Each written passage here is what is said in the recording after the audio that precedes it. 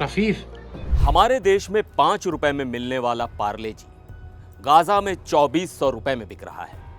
वो बिस्किट जिसे खरीदने के लिए हमें सोचना नहीं पड़ता। वहां लोग अपनी बच्चियों की खुशी के लिए जान की बाजी लगाकर खरीद रहे हैं। सिर्फ एक बिस्किट की कीमत इतनी क्यों है? क्यों गाजा के बाजार में प्याज 4000 रुपए से ऊपर और चीनी 5000 रुपए किलो तक पहुंच गई है? ये सिर्फ महंगाई नहीं, ये एक मैन्युफैक्चर्ड फेमिन है। पूरा मामला समझते हैं एक सच्ची कहानी के जरिए।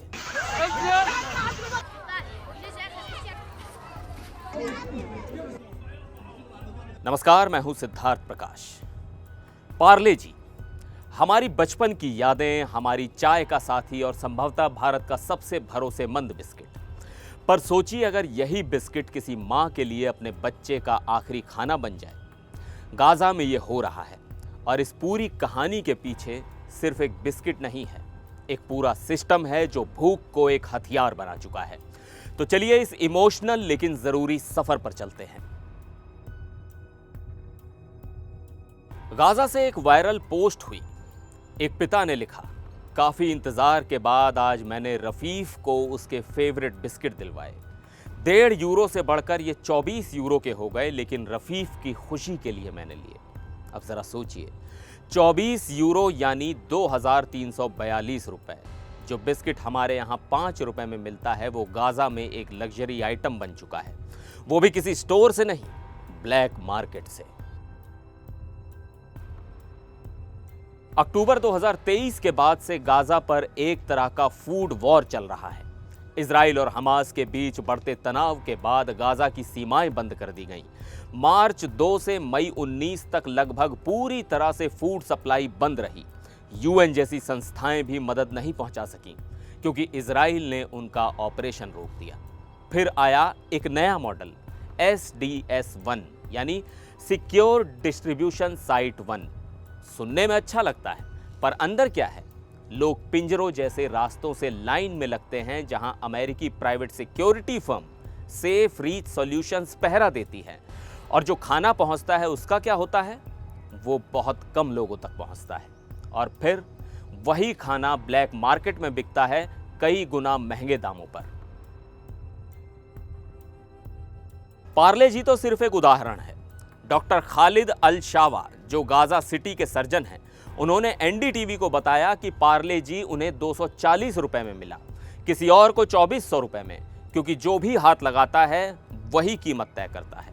डॉक्टर साहब कहते हैं कि ये चीज़ें आमतौर पर मुफ्त में आती हैं ह्यूमैनिटेरियन एड के जरिए, पर सीमित सप्लाई और ज़रूरतमंदों की भीड़ से ये ब्लैक मार्केट में बिकने लगती है।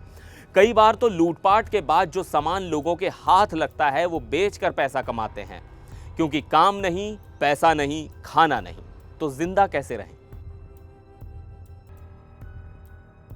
एनडीटीवी ने जो लिस्ट निकाली है उसे देखकर आप चौंक जाएंगे। ये हैं कुछ रोजमर्रा की चीजों के दाम भारतीय रुपए में।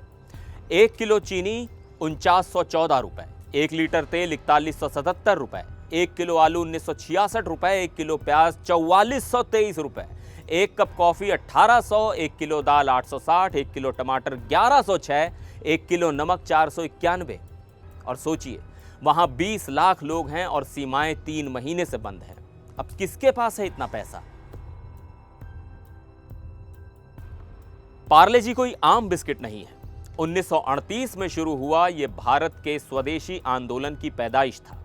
हर वर्ग का बिस्किट, अमीर गरीब सबका साथी।